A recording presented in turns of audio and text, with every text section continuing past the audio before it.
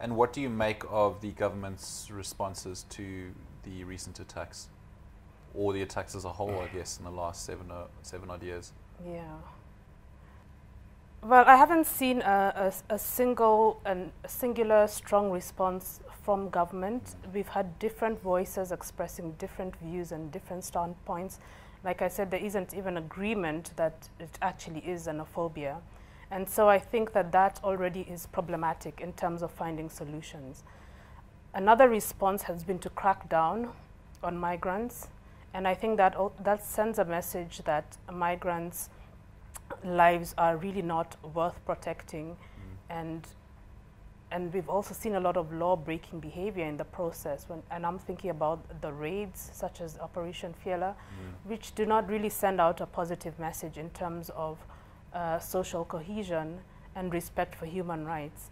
And so I'm quite skeptical of state-led approaches if the same state that is trying to tackle xenophobia is the same one that is portraying migrants as unwelcome or as a threat. Okay. So in your opinion, what do you recommend the state does, South Africans do, to prevent further attacks? What is the long-term solution to xenophobia in South Africa? I think that needs to be discussed, and it definitely requires a collective effort. As much as I'm skeptical of state-led efforts, I think the state definitely still has a role to play in terms of its immigration policy and how it frames the whole issue of migration, either as positive or negative for the country.